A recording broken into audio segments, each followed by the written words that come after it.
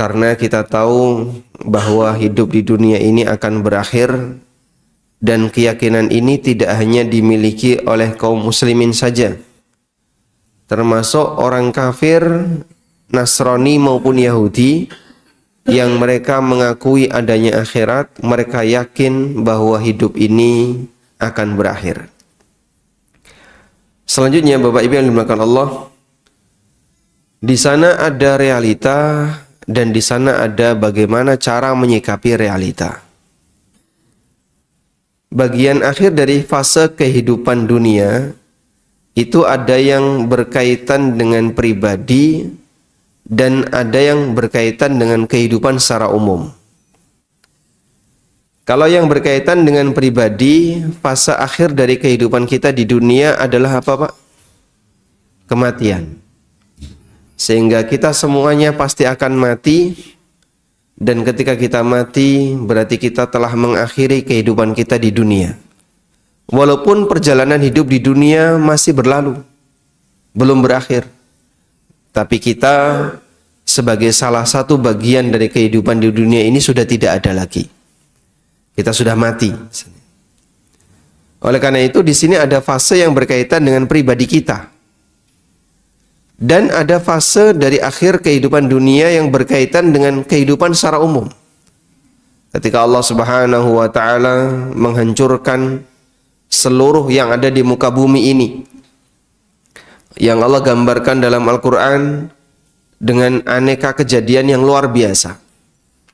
Allah sebutkan di surat Al-Insyiqaq, "Idzas samaa'un syaqqat wa adzinat li rabbiha wa huqqat wa idzal ardu muddat." Allah juga gambarkan di surat Al-Infitar, "Idzas samaa'un fatarat." Allah juga gambarkan di surat At-Takwir, "Idzas syamsu kuwirat." Dan aneka gambaran yang Allah sediakan kepada hambanya, cerita yang Allah sebutkan besok akan terjadi seperti itu. Langit terbelah, gunung-gunung hancur, bumi dibentangkan oleh Allah Ta'ala, dan seterusnya. Allah juga sebutkan di surat Az-Zalzalah, "Idza zulzilatil ardu zilzalah." Dan aneka kejadian-kejadian yang nanti akan muncul di akhir zaman. Tayyib. Oleh karena itu di kesempatan kali ini nanti kita akan bahas satu demi satu. Saya akan bahas terlebih dahulu akhir dari kehidupan untuk pribadi kita masing-masing, dan itu adalah kematian. Kemudian nanti jika masih ada waktu kita akan singgung tentang akhir dari kehidupan dunia. Bapak Ibu yang dimuliakan Allah Subhanahu wa taala, siapapun manusia, dia meyakini kalau dia mati, dia pasti akan mati. Orang ateis itu yakin nggak kalau dia mati? Yakin. Karena kematian itu bisa disaksikan oleh mereka yang hidup. Dia melihat tetangganya mati, dia melihat temannya mati, dia melihat orang lain mati. Bahkan kejadian-kejadian yang misalnya berbau senjata ketika perang dimasukkan dalam berita, dia lihat betul-betul manusia mati. Sehingga tidak ada orang sehebat apapun penyimpangannya yang dia tidak yakin kalau dia nggak mati, yang dia nggak yakin kalau dia akan mati. Siapapun pasti meyakini dia mati. Dan dalam Islam kita diajarkan tidak hanya sebatas meyakini mati, karena semua orang meyakini pasti dia akan mati. Tapi kita diajarkan untuk memikirkan kehidupan pasca kematian. Barmati ono apa, setelah kita mati akan ada apa yang ingin kita jalani, dan seterusnya. Karena itulah jamaah yang dimuliakan Allah, sebatas meyakini kematian ini dimiliki oleh setiap hamba yang dia melihat semua kejadian kematian itu. Tapi bagi seorang muslim, kita punya tambahan tugas. Bagaimana caranya agar kita bisa hidup nyaman pasca kematian. Kematian pasti akan datang walaupun seorang hamba bersembunyi di dalam gua yang sangat dalam. Allah Subhanahu wa taala menyebutkan aynama takunu yudrikumul mautu walau kuntum fi burujin musyayyada. Dimanapun kalian berada, yudrikumul maut, pasti kematian itu akan mendatangi kalian. Walau kuntum fi burujin, meskipun kalian berada di dalam bangunan yang buruj. Buruj itu tower, bangunan yang tinggi. Musyayyadah, yang sangat kuat. Karena siapapun, kullu nafsin dha'iqatul maut, semua yang bernyawa pasti akan pernah merasakan kematian. Nah, menjelang kematian itu ada apa jamaah? Menjelang kematian, seorang hamba diperintahkan untuk beramal. Dan amal yang diperhitungkan sebagai penentu adalah amal yang berada di bagian ujung dari kehidupan masing-masing manusia. Karena itu Allah tegaskan dalam Al-Quran, atau Nabi SAW tegaskan dalam hadisnya, innamal a'malu bil khawatim. Sesungguhnya amal itu ditentukan oleh al-khawatim, oleh ujungnya. Kalau ujungnya baik, maka seluruh fase kehidupan dia dianggap baik, dan sebaliknya ketika ujungnya buruk, maka fase-fase kehidupan dia disebut atau dinilai sebagai fase kehidupan yang buruk. Sehingga penentunya adalah di bagian ujung. Kita semuanya pasti punya masa silam. Saya punya masa silam, Bapak Ibu punya masa silam, manusia yang lain juga punya masa silam. Namun kita tidak diajarkan untuk tenggelam dengan masa silam, tapi kita diajarkan untuk menatap ke depan. Pikirkan apa yang saat ini sedang kau lakukan, dan selamatkan masa depan kamu, sehingga kamu bisa mengakhiri kehidupan ini dalam kondisi baik. Sebab kalau di ujungnya baik, maka semuanya dianggap baik. Dan sebaliknya, kalau ujungnya jelek, semuanya dinilai jelek. Kita dikenalkan dengan istilah husnul khatimah, satunya apa? Su'ul khatimah. Ada orang misalnya rajin ibadah, Pak. Dia rajin ke masjid, dia rajin ini. Tapi ternyata di ujung dari kehidupannya dia maksiat. Di tengah dia maksiat, dia mati. Orang menyebut apa? Su'ul khatimah. Sehingga penilaian yang ada pada orang ini adalah dia ini orang jelek, walaupun dulunya dia pernah berbuat baik. Demikianlah kondisi hamba yang dia mengalami su'ul khatimah. Waliyadzubillah.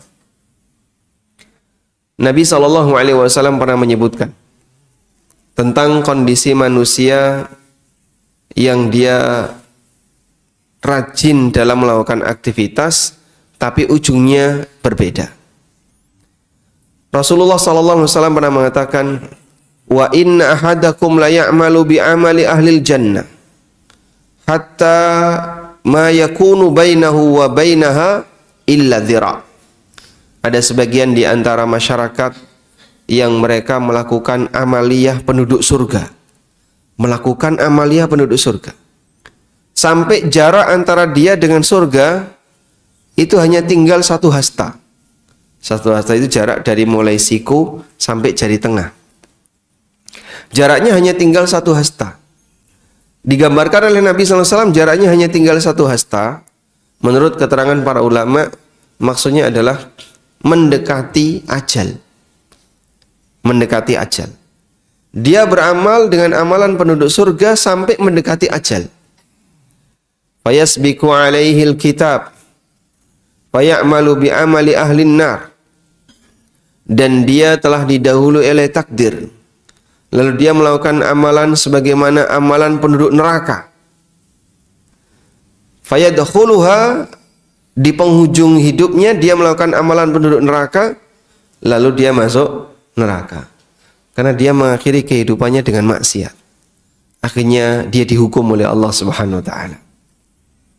Sebaliknya, wa inna ahadakum la ya'malu bi amali ahlin nar. Ada sebagian di antara manusia yang mereka rajin melakukan amalan penduduk neraka. Rajin berbuat maksiat. hatta ma yakunu bainahu wa bainaha illa dhira, sampai jarak antara dia dengan neraka tinggal 1 hasta, tinggal 40 cm. Maksudnya mendekati kematian. Fayasbiqu alaihi alkitab, kemudian dia didahului oleh takdir. Fayamalu bi amali ahlil jannah fayadkhuluha, kemudian dia melakukan amalan penduduk surga, lalu dia masuk surga. Allah berikan hidayah di akhir hayatnya sehingga dia menjadi orang yang mau bertobat dan berbuat taat. Akhirnya di ujung kehidupannya dia mendapatkan hidayah dari Allah dan dimasukkan oleh Allah ke dalam surga. Dan inilah pelajaran yang diberikan oleh Nabi SAW, bahwa penilaian yang terjadi pada hamba ketika di dunia itu tergantung dari ujungnya. Kalau ujungnya baik, semuanya dinilai baik.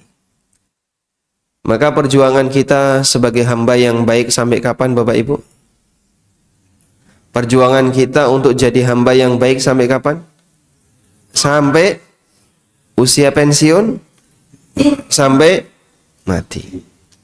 Seorang hamba, dia berjuang untuk menjadi orang baik, berjuang untuk menjadi orang yang taat, berjuang untuk istiqomah di atas kebaikan sampai mati.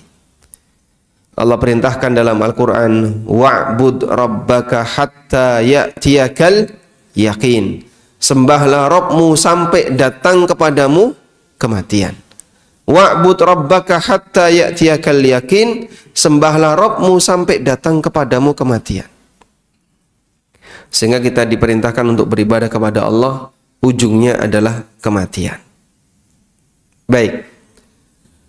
Terutama ketika di sisa-sisa dari kehidupan kita. Sebab sisa itulah yang paling menentukan. Karena kalau orang itu disisa dari umurnya dalam kondisi baik, ada harapan besar semoga dia husnul khatimah. Terus bagaimana Pak caranya kita bisa mengetahui kalau ini merupakan sisa dari kehidupan kita? Coba kita tanya ya. Bapak usia berapa Pak? 73 tahun, Masya Allah. Kurang berapa tahun lagi Pak? Tidak tahu. Nah, kalau ini masnya usia berapa? 44. Kurang berapa hari lagi mas? Ada nggak Pak teori bahasanya yang lebih tua matinya lebih lama daripada, atau yang lebih tua akan mendekati kematian daripada yang muda? Nggak ada. Karena kematian tidak kenal usia. Sehingga nggak ada kuburan khusus umur 60 ke atas, itu nggak ada. Sebab kematian tidak kenal usia. Sehingga kalau kita bicara sisa usia itu apa sih Pak? Ya kehidupan yang saat ini kita jalani. Apa yang saat ini sedang kita jalani, itulah hakikat dari sisa usia kita. Maka setiap hamba, dia berada di sisa usianya, dan apa yang saat ini dia jalani, itulah sisa usianya.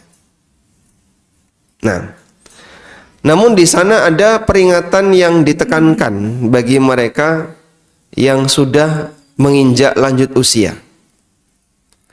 Allah berfirman di surat Fatir ayat 37. Allah Subhanahu wa taala mengatakan, menceritakan tentang bagaimana kondisi penduduk neraka. Wa hum yastarikhuna fiha. Penduduk neraka itu teriak-teriak ketika di neraka. Rabbana akhrijna, lalu mereka minta kepada Allah, ya Allah keluarkanlah kami dari neraka. Na'mal salihan, agar kami bisa beramal saleh. Ghairal ladzi kunna na'mal, yang dulu belum sempat kami kerjakan. Mereka minta untuk dikeluarkan agar bisa apa? Beramal saleh. Penduduk neraka kalau dikeluarkan dari neraka, dikembalikan ke dunia, harapannya itu bukan bagi waris, Pak. Harapannya bukan nyari harta, tapi harapannya apa? Agar mereka bisa beramal. Rabbana akhrijna minha. Ya Allah, Rabbana akhrijna, keluarkanlah kami dari neraka. na'mal salihan ghairal ladzi kunna na'mal, agar kami bisa beramal soleh yang dulu belum sempat kami kerjakan. Lalu Allah Subhanahu wa taala kasih peringatan. Awalam nu'ammirkum ma yatadzakkaru fihi man tadzakkara wa ja'akumun nadhir. Bukankah kami telah memberikan umur kepadamu dengan masa waktu yang panjang, yang seharusnya kamu sudah bisa mengambil peringatan dari situ. Kowe kudune wis ngerti. Wis umur sakmono kok durung ngerti. Itu bahasa lainnya. Bukankah kami telah memberikan umur kepadamu dengan masa usia yang panjang, ma yatadzakkaru bihi man tadzakkara, yang seharusnya kamu bisa mengambil peringatan darinya. Wa ja'akumun nadhir, dan telah datang kepadamu an-nadhir, sang pemberi peringatan. An-nadhir, sang pemberi peringatan. Apa yang dimaksud dengan an-nadhir di sini? Para ulama berbeda pendapat mengenai makna an-nadhir dalam ayat ini. Dan di antara pendapat yang ma'ruf, yang masyhur di kalangan ahli tafsir, yang dimaksud telah datang kepadamu peringatan, maknanya adalah uban. Kowe dhisik kan rambutmu wis putih to. Injih ya Allah. Kowe dhisik jenggotmu wis putih. Injih. Badanmu sudah lemah, betul. Lah kok sik kaya ngono? Misalnya. Sehingga ada orang yang sudah diberi oleh Allah tanda-tanda dia itu sudah berada di ujung dari kehidupan dunia. Tapi dia belum berubah. Semangatnya untuk nyari harta masih dominan. Orientasi dia untuk mengumpulkan duit masih sangat tinggi. Kemudian interaksi dia dengan orang lain belum ditata dengan rapi. Padahal sudah banyak peringatan yang datang kepadanya. Kalau turu wis pegel linu, nek melaku loro kabeh, gelungguh ora jenak, maka nek pengajian golek senderan.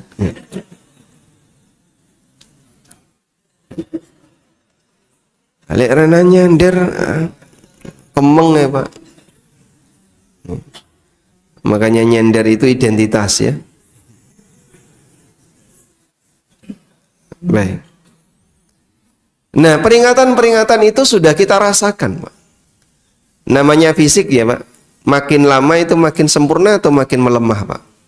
Melemah. Karena Allah tegaskan dalam Al-Quran, Allah ciptakan manusia min dha'fin, thumma ja'ala min ba'di dha'fin quwwah, thumma ja'ala min ba'di quwwatin dha'fan wa syaibah. Allah ciptakan manusia dalam kondisi lemah, kemudian Allah jadikan dia lebih kuat, semakin kuat. Kemudian setelah kuat, Allah jadikan dia melemah lagi dan beruban. Yakhluqu ma yasha. Allah ciptakan sesuai dengan apa yang dia kehendaki. Dan itulah lutfullah. Bagaimana cara Allah menyikapi hamba dengan lembut. Sehingga peringatan itu tidak diberikan dengan keras. Tapi peringatan itu diberikan dengan bertahap. Badan mulai beruban, rambut mulai beruban, badan mulai melemah. Yang seharusnya orang sudah mulai sadar, sebentar lagi kita mau pulang untuk selamanya dan tidak akan kembali. Nah, kalau sudah mau pulang untuk selamanya, mengakhiri dari kehidupan dunia, terus persiapannya apa, Pak? Persiapannya sebagaimana ketika orang mau pulang. Dia membawa bekal. Persiapannya dia membersihkan dirinya dari kotoran. Persiapannya dia semakin dekat dengan yang punya akhirat agar nanti disayang oleh zat yang memiliki akhirat. Itulah persiapan yang harus dilakukan. Terutama jamaah, coba Anda lihat bagaimana cara Islam mengajarkan kaum muslimin sebelum menghadap Allah. Bapak kalau mau sholat, ibu kalau mau sholat, ngapain yang harus dilakukan? Bersuci. Yang ada najisnya, dihilangkan dulu najisnya, dibersihkan najisnya. Yang dalam kondisi hadas, dibersihkan hadasnya dengan cara mandi, atau wudu, atau tayammum. Barulah kita menghadap Allah dalam kondisi suci dari najis dan suci dari hadas. Kita sholat. Bagi mereka yang mau beribadah di titik kiblat, persiapannya lebih panjang, Pak. Ngambil mikot dulu, lalu dia memakai kain ihram, meninggalkan semua larangan-larangan ihram. Kemudian dia beribadah di titik kiblat untuk menghadap Allah Subhanahu wa taala. Persiapannya lebih panjang. Demikianlah kita diajarkan. Maka seorang hamba sebelum menghadap Allah berpulang kepada Allah Ta'ala untuk selama-lamanya, dia harus mensucikan dirinya dari apa? Noda-noda dosa. Bersihkan diri kita dari noda-noda dosa. Karena kita mau menghadap Allah Subhanahu wa taala untuk selamanya, sebagaimana ketika kita mau menghadap Allah ketika mau salat, ketika menghadap Allah dalam ibadah yang kita lakukan di titik kiblat, maka kita ketika mau menghadap Allah untuk berpulang selamanya, bersihkan diri kita dari aneka dosa dan maksiat. Caranya pripun, Pak? Cara yang pertama, rajin berbuat ketaatan dan banyak beristighfar. Allah perintahkan kepada Nabi-Nya sallallahu alaihi wasallam sebelum mengakhiri hayat beliau untuk banyak bertasbih dan beristighfar. Sebagaimana yang Allah sebutkan di surat Idza jaa nasrullahi wal fath. Idza jaa nasrullahi wal fath wa ra'aitan nasa yadkhuluna fi dinillahi afwaja. Apabila telah datang Fathu Mekah dan kemenangan, dan kau lihat banyak orang berbondong-bondong masuk Islam, perintah Allah apa? Fasabbih bihamdi rabbika wastaghfir. Sucikanlah Rabbmu dan banyak memujinya, wastaghfir, dan perbanyaklah istighfar kepadanya. Kata Aisyah radhiyallahu anha, kana Nabi sallallahu alaihi wasallam idza raka'a wa sajada qala subhanakallahumma rabbana wa bihamdika allahumma ighfirli. Subhanakallahumma rabbana wa bihamdika allahumma ighfirli. Beliau sering membaca kalimat ini. Nabi sallallahu alaihi wasallam ketika rukuk dan sujud di akhir hayat beliau itu sering membaca kalimat ini. Subhanakallahumma rabbana wa bihamdika allahumma ighfirli. Yu'awwilul Qur'an, beliau mentakwil Al-Quran. Maksudnya adalah mengamalkan isi dari perintah Al-Quran. Ini seorang nabi yang itu diajarkan oleh Allah Ta'ala ketika mau mengakhiri dari kehidupan beliau. Karena surat An-Nasr, Idza jaa nasrullah, itu turun ketika kapan? Turun ketika Haji Wada, atau turun sebagai surat terakhir itu yang turun kepada Nabi sallallahu alaihi wasallam. Ada ayat terakhir turun dan ada surat terakhir turun. Turun kepada Nabi sallallahu alaihi wasallam di bagian akhir.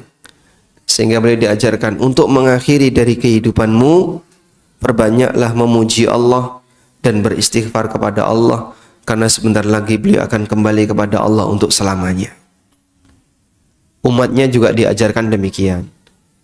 Kita mau pulang Bapak Ibu, maka sebelum pulang bersihkan dulu jiwa dan raga kita dengan cara memperbanyak istighfar kepada Allah, mohon ampun kepadanya. Baik. Selanjutnya, upaya yang bisa kita lakukan ketika di penghujung kehidupan adalah memperbaiki diri di bagian akhir dari kehidupan.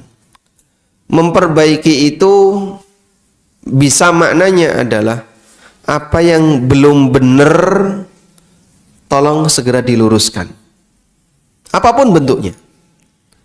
Misalnya, saya kok merasa Pak, sholat saya kayaknya belum benar. Kerasa kaya ngono, alhamdulillah, itu awal dari datangnya hidayah. Merasa belum apa? Belum sempurna. Karena kita ini penuh dengan kekurangan. Kita ini penuh dengan kesalahan. Maka kita ketika merasa bahasanya masih banyak yang kurang dari ibadah yang kita lakukan, masih banyak yang kurang dari ketaatan yang kita lakukan. Itu awal dari membuka diri untuk menerima hidayah. Tapi wong nek wis krasa paling bener, susah untuk diubah. Pak nyuwun sewu Pak, salate Bapak keliru. Kowe kira kok nilai saya, awakmu dudu Tuhan. Nah, misalnya. Kok menilai ibadah saya? Ada banyak orang yang ketika dikoreksi dia nggak mau. Dan ketika diluruskan dia nggak mau. Mohon maaf ya, banyak orang yang ketika sholat di masjid itu masih belum baik. Misalnya tentang bagaimana cara gerakan yang sesuai sunnah Nabi SAW, tentang bagaimana bacaan-bacaan dzikir yang sesuai sunnah, bagaimana cara khusyuknya, masih banyak yang kurang. Memperbaiki di usia senja artinya merasa bahwa kita masih banyak yang kurang sehingga ada upaya untuk memperbaikinya. Ada seorang ulama tabi'in namanya Fudail bin Iyad. Beliau ini terkenal ya, sezaman dengan Imam Malik. Fudail bin Iyad rahimahullahu taala itu pernah ketemu dengan seseorang yang usianya 60 tahun. 60 tahun Pak ya. Bapak sudah 73 ya, jauh di atasnya. Lalu Fudail bertanya kepada orang ini, "Kamarra 'alaika minas sana?" Bapak usianya berapa? Sittina sanatan. Usia saya 60 tahun. Kemudian Fudail menyampaikan, "Anta tasiru ila rabbika sittina sanatan tushiku an tablugha." Bapak melakukan perjalanan menuju Allah selama 60 tahun, sebentar lagi mau sampai. Nah, kita hidup ini kan hakikatnya melakukan perjalanan menuju Allah. Ada yang sudah melakukan perjalanan selama 70 tahun. Ada yang sudah melakukan perjalanan selama 40 tahun, 50 tahun, 60 tahun. Sesuai dengan usia yang Allah berikan kepadanya. Nah, orang melakukan perjalanan selama puluhan tahun, berarti kan sebentar lagi mau sampai. Kita semuanya sebentar lagi mau sampai. Spontan orang ini langsung sedih dan beliau mengatakan, "Inna lillahi wa inna ilaihi raji'un." Berarti sedilut engkas aku harap mati. Sebentar lagi saya mau mati. Famal khilah, lalu apa yang harus aku lakukan? Kemudian Fudail mengingatkan, siapa yang yakin kalau dia akan mati, maka dia harus yakin annahu mauqufun baina rabbih.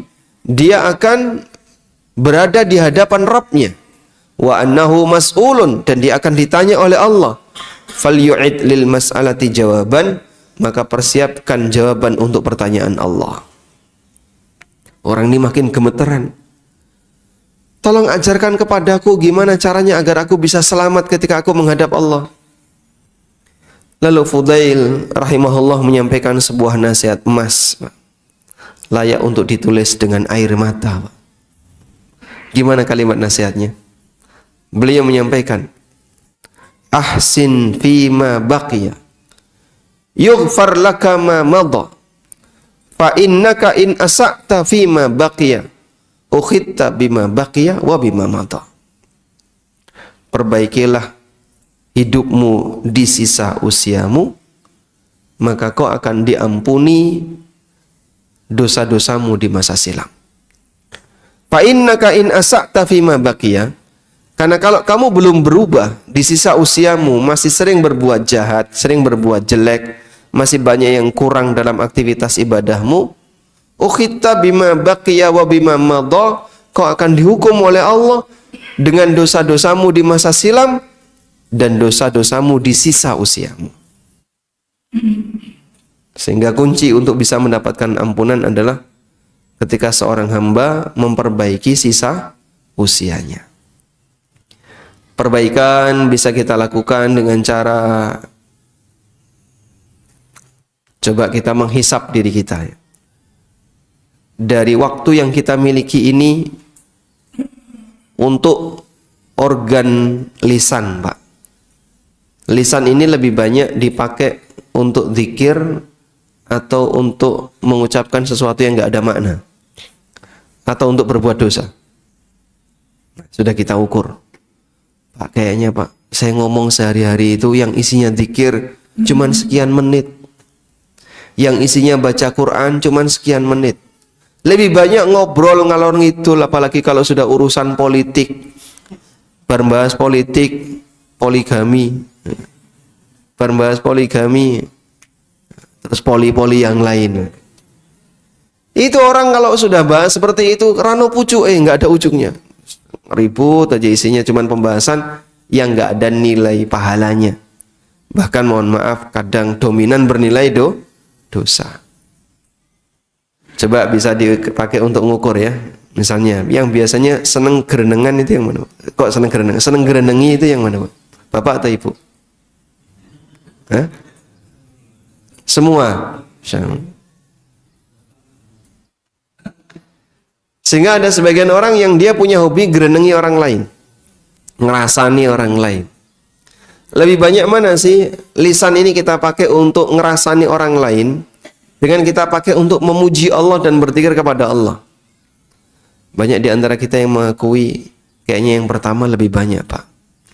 Baik, berarti lisan kita lebih sering dosa daripada berbuat taat. Itu baru lisan. Pindahkan sekarang. Naik ke mata. Lebih banyak mana mata ini kita gunakan untuk melihat sesuatu yang berpahala atau melihat sesuatu yang nilainya dosa? Wah, ini tergantung posisi, Pak Ustadz. Maka posisi menentukan prestasi. Sehingga kalau mata itu ada di dalam masjid, insya Allah aman, Pak. Karena yang dilihat karpet. Tapi kalau mata sudah berada di mall, mata berada di pasar, mata berada di jalan, dan seterusnya, ini mungkin akan lebih dominan maksiat. Cuman sayangnya, yang lebih disenangi orang tuh tempat-tempat yang kayak apa? Yang kayak tadi. Bosen nih ngomong terus. Nah, mau kemana? Jalan-jalan. Sampean iki wis ubanen kok sik ngejak koyo ngene.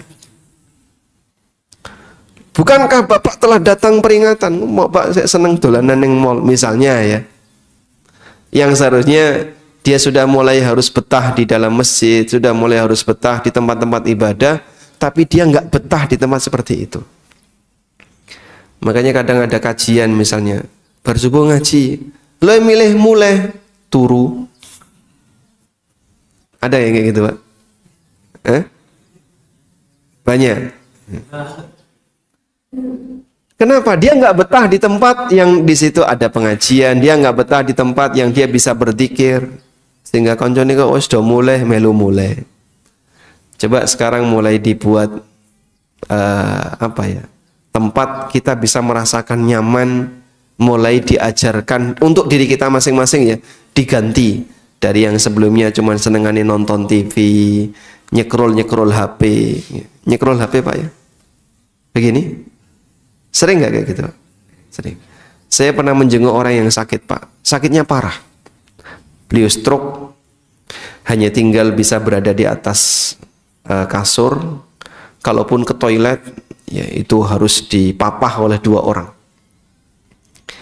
Kemudian saya menjenguk beliau dan karena beliau sempat sangat sedih karena kehilangan teman-temannya yang biasanya ngumpul bareng teman-temannya sekarang hanya bisa tinggal di rumah. Lalu saya sempat menyarankan, insya Allah ada hiburan yang Bapak bisa lakukan. Apa itu? Kajian. HP Bapak dipenuhi dengan kajian. Rasakan lezatnya mendengarkan tausiah, lezatnya mendengarkan Al-Quran dan seterusnya. Lah piye carane? Boleh saya minta saya pegang HP-nya? Silahkan. Tak setting HP-nya ya. Tak downloadkan kajian-kajian atau apa. Dah, begitu saya buka YouTube, Pak. Masya Allah. Ternyata di situ kan ada apa istilahnya? Historinya. Loh, Masya Allah, historinya kok yang ini. Ya, langsung dihapusin nih, tak hapus. Wah, ini bahaya ini. Dalam posisi beliau sudah sepuh ya. Usianya 70-an. Dalam kondisi stroke, nah itu kan kudune wis sadar ya. Ya nanti kan barangkali bisa sembuh, bisa main bal-balan lagi. 70 stroke kok seangan-angan bal-balan gitu loh. Mungkin bisa pit-pitan, Pak, 70, stroke, berharap sembuh bisa pit-pitan. Ya mungkin bisa ya. Peluangnya ada nggak? Ada, tapi kecil. Seharusnya kan sudah di usia lanjut, sudah banyak fisik yang lemah dalam kondisi sakit seperti itu, sudah mulai mikir persiapan untuk pulang. Tapi kadang obsesi manusia untuk saya pengen sehat. Nanti kalau sehat saya mau sepedaan, saya mau kesini. Dia sudah nggak sadar dengan usianya. Wajah aku nadhir, padahal sudah datang peringatan baginya. Nah, seperti ini perlu dilatih. Kalau orang tidak pernah latihan memindahkan kenikmatan dari kenikmatan fisik ke kenikmatan batin, sulit bagi dia untuk merasakan kenikmatan batin. Karena kan kenikmatan itu ada dua ya. Kenikmatan fisik waktunya lebih pendek. Loro untu siji, walaupun makanan itu nikmat di depan Anda, mau makan nggak? Enggak. Itu baru dicabut oleh Allah sebagian nikmatnya. Gigi satu sakit, di depan ada sate, tongseng, duren, radoyan kabeh. Sudah. Baru satu gigi yang sakit. Apalagi kalau sudah lanjut usia, wes ra iso ngunyah. Ya mangan daging dimut. Daging kok dimut to, Pak? Lah wes ra iso ngunyah. Tapi harapan dia untuk bisa menikmati itu pengen seperti anak-anak muda. Jadinya sampai ada yang orang tua itu iri. Aku iri, Mas, kalau sing nom. Lah sampean dhisik tau nom to, Pak? Tapi dhisik pas nom rano kaya ngene, Mas. Isane tuku saiki nek wis tuwa. Masya Allah. Baik, sudah mulai saatnya kenikmatan itu dipindah. Dari kenikmatan fisik ke kenikmatan batin. Cara mindahnya gimana? Bapak coba berlatih untuk merasakan kenikmatan yang suasananya ada di batin. Zikrullah itu nikmat nggak, Pak? Bagi mereka yang bisa merasakan nikmat batin zikrullah. Salat itu nikmat nggak? Kok berat kalian jawab? Salat itu nikmat nggak? Sangat nikmat. Bagi mereka yang bisa merasakan. Bagi yang belum bisa merasakan, salat rodok suwe saiki ya protes. Sehingga salat tarawih kok imamnya rodok suwe gitu. Berapa? Salam disian. Dia lebih milih golek masjid yang cepat kono wae. Karena dia tidak bisa merasakan nikmatnya salat. Dia tidak bisa merasakan nikmatnya ngaji, dia tidak bisa merasakan nikmatnya baca Quran, dia tidak bisa merasakan nikmatnya ilmu. Maka dalam kondisi semacam ini, ketika dia tidak bisa merasakan nikmatnya itu semuanya, dalam pikiran dia nikmat itu hanya fisik saja. Padahal itu ada waktunya. Dalam kondisi tertentu kenikmatan fisik sudah tidak mampu dipaksakan. Tapi kenikmatan batin sebenarnya nggak putus. Bagi mereka yang sudah terlatih untuk melakukannya. Maka dalam kondisi ketika sudah nggak bisa makan enak, nggak bisa tidur nyenyak, sudah nggak bisa jalan-jalan, tapi dia bisa merasakan kenikmatan ketika mendengarkan kajian. Sehingga di rumah walaupun dia berada di atas kasur nyetel kajian, rasanya adem, nyaman. Itulah kenikmatan batin. Nah seperti ini butuh dilatih. Perbaiki kondisi kita dengan cara melatih bagaimana nikmat fisik bisa diarahkan ke nikmat batin. Karena nikmat batin ini nggak ada ujungnya, ujungnya kematian. Orang sakit bisa merasakan kenikmatan batin. Baik. Kemudian bagian akhir ya dari kehidupan manusia adalah kematian, dan kematian itu sekali. Kematian itu sekali. Tidak mungkin ada kematian dua kali. Tapi ceritanya Pak, katanya ada orang yang mati berkali-kali. Oh itu mustahil. Kalau mati suri itu bukan mati.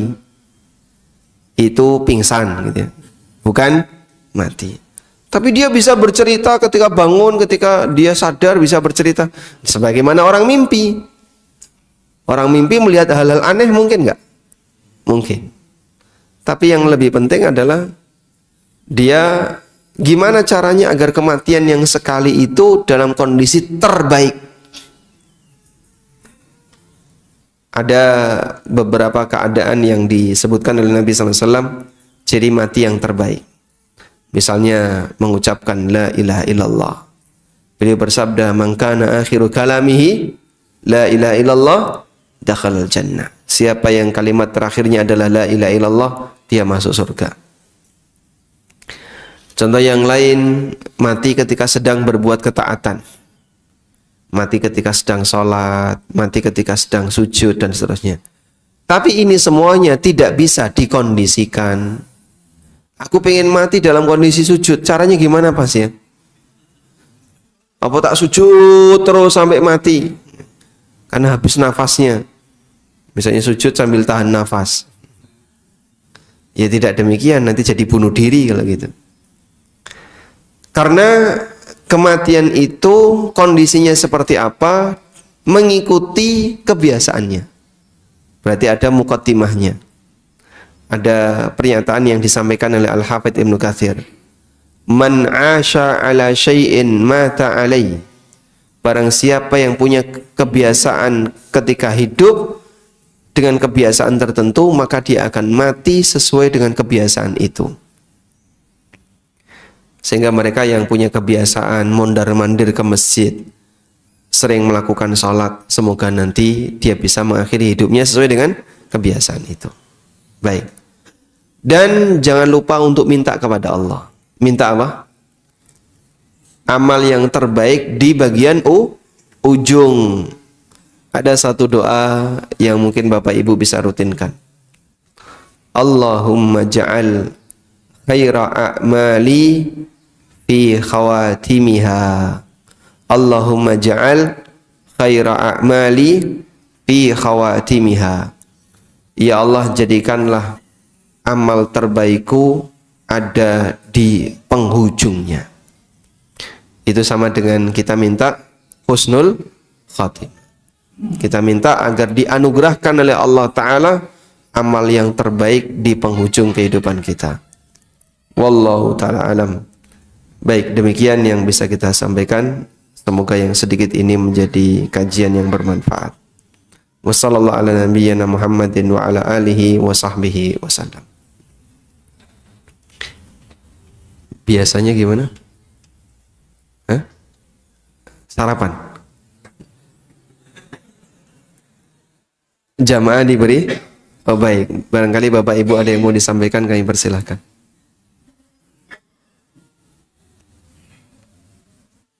Tidak ada? Walhamdulillah.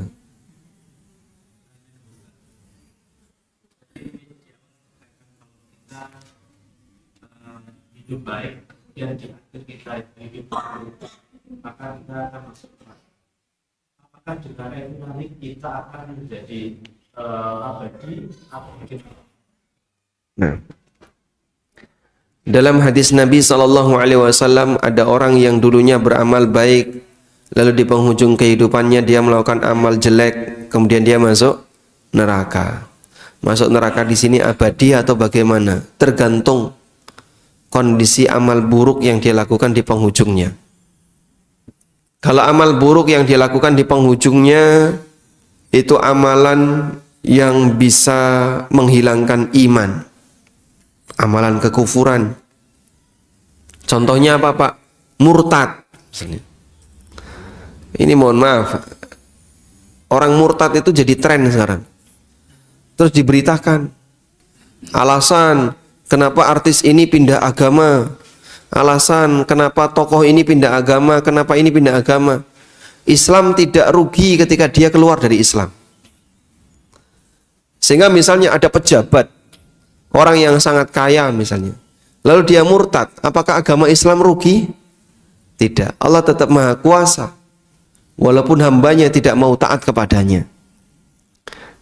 Dan kadang ada kesan seperti itu, untuk membuat sedih kaum muslimin, orang-orang yang murtad itu di blow up di berita. Terutama mohon maaf ya, para wartawan-wartawan yang ateis, banyak wartawan yang ateis. Wartawan ateis, wartawan anti agama, wartawan anti Islam, terutama Islam yang jadi sasaran. Karena hanya kaum muslimin yang komitmen agamanya itu masih terjaga. Maka mereka kalau ada berita tentang murtadnya A, murtadnya B, itu diangkat di permukaan. Gimana caranya biar banyak kaum muslimin yang sedih. Dan terutama biar nanti diikuti.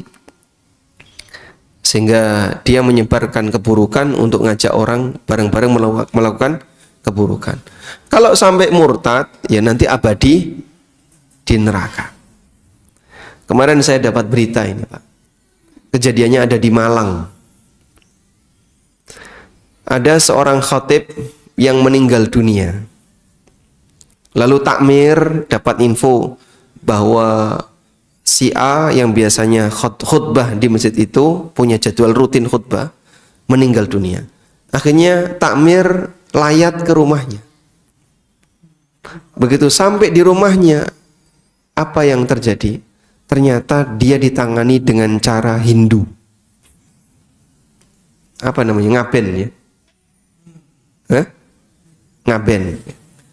Jadi jenazahnya itu dingrukti, ditangani dengan cara Hindu. Loh, kok ditangani Hindu kenapa? Beliau ini beragama Hindu. Sejak kapan? Sudah lama dia itu pindah ke agama Hindu. Sehingga selama ini itu mungkin jadwal sudah bertahun-tahun ya.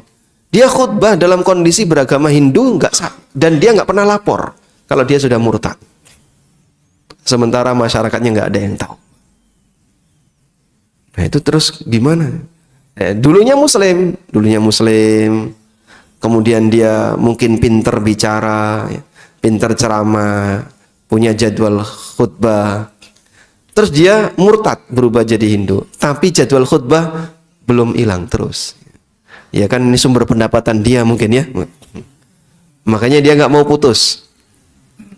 Sampai akhirnya dia mati, dilayati oleh takmir, ternyata jenazahnya ditangani dengan cara Hindu. Subhanallah, keajaiban Indonesia.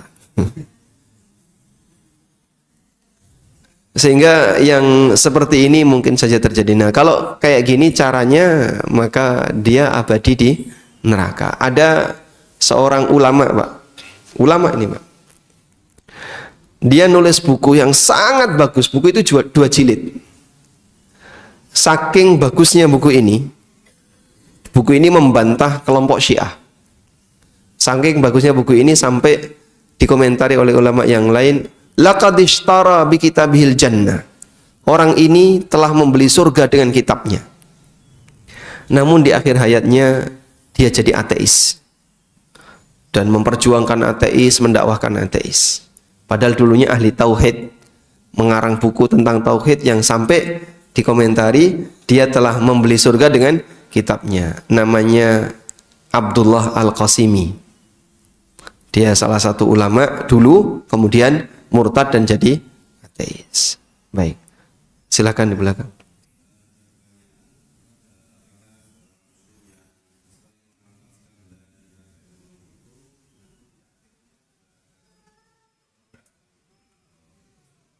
Baik. Ada pertanyaan, apakah seorang muslim yang sering melafalkan la ilaha illallah dia nanti akan mendapatkan husnul khatimah dan dipermudah untuk mengucapkan la ilaha illallah? Ya, ada harapan, tapi tidak bisa dipastikan. Karena kita tidak tahu akhir dari seluruh kehidupan kita masing-masing. Saya tidak tahu gimana nanti ujung kehidupan saya. Bapak Ibu juga tidak tahu bagaimana ujung kehidupannya. Cuman kita punya harapan semoga dengan ketaatan-ketaatan yang kita lakukan nanti mengantarkan kita untuk dapat husnul khatimah. Dengan semua ketaatan yang ada. Baik bentuknya zikir la ilaha illallah, zikir subhanallah, istighfar, maupun yang lainnya. Karena ketaatan yang rutin dilakukan, insya Allah semoga membekas bagi pelakunya. Namun itu pun perlu diperhatikan tentang kualitas keikhlasan. Karena terkadang ada orang yang penampilan dohirnya seperti orang taat, namun dia pamrih. Nah, ketika dia pamrih, Allah tunjukkan di bagian akhir hayatnya. Sehingga di akhir hayatnya gimana? Ketika dia sadar, ketika dia pamrih di akhir hayatnya, Allah tidak kasih hidayah. apa yang menjadi kebiasaan baik dia di masa silam. Dia hilangkan semuanya, dia tinggalkan semuanya. Sebaliknya dia justru melakukan amal buruk di akhir hayatnya. Baik. Cuman begini ya. Ini satu prinsip. Kita itu akan dihisap dengan amal kita masing-masing. Bukan dengan amal orang lain. Kita tidak menanggung dosa orang lain. Wala taziru waziratun wizra ukhra. Orang tidak menanggung dosa orang lain. Dan orang tidak akan mendapatkan sesuai dengan apa yang kecuali sesuai apa yang dia kerjakan. Wa allaisa lil insani illa ma sa'a. Seseorang tidak akan mendapatkan kecuali apa yang dia kerjakan. Nah, ada sebagian orang yang punya keyakinan kayak gini. Sing penting dadi wong muslim ki ya wis tau syahadat walaupun ping pisan seumur hidup. Nah, sudah ora salat, ora poso, ora apa-apa, sing penting nanti nek mati ditahlilke. Nah, sehingga mati melbu tahlil. Nah, keyakinan seperti ini banyak. Sehingga masyarakat kita jadinya menggantungkan kepada perbuatan orang lain. Engko nek aku mati ya ditahlilke. Terus nek ditahlilke, nek ditahlilke mesti mlebu swarga to, Mas. Padahal orangnya nggak pernah sholat. Dan ini banyak sekali, Pak. Saya ketemu dengan beberapa orang yang dia nggak pernah sholat. Kalau puasa bawa sepeda ngerokok ke sawah itu kalau ngerokok. Ora poso, terang-terangan ora poso. Tapi dia punya keyakinan, so aku nek mati kan KTP ini muslim. KTP ini Islam. So aku nek mati ya kok ditahlilke tonggo-tonggo, nek ditahlilke masuk surga. Ini keyakinan bahaya. Ya sama seperti penganut agama sebelah. Antara yang rajin ke tempat ibadah dan yang enggak rajin, balasannya sama. Dua-duanya masuk surga. Karena sudah ada sang juru selamat yang akan menghapus seluruh dosanya. Apa bedanya antara yang rajin dan yang enggak rajin? Mending enggak rajin. Agama-agama permisif seperti ini berbahaya. Maka dalam Islam kita tidak diajarkan demikian. Jadilah hamba yang rajin untuk berbuat ketaatan dengan ikhlas. Semoga dengan itu akan mengantarkan diri kamu untuk mendapatkan husnul khatimah. Baik dengan rajin baca tahlil, dengan rajin baca tahmid maupun yang lainnya. Wallahu a'lam. Baik, pun cekap ya. Sekarang jam 5:30. Baik, demikian yang bisa kita sampaikan. Semoga yang sedikit ini bermanfaat. Wassallallahu ala nabiyyina Muhammadin wa ala alihi wa sahbihi wasallam. Wa akhiru da'wana anil hamdulillahi rabbil alamin. Wassalamualaikum warahmatullahi wabarakatuh.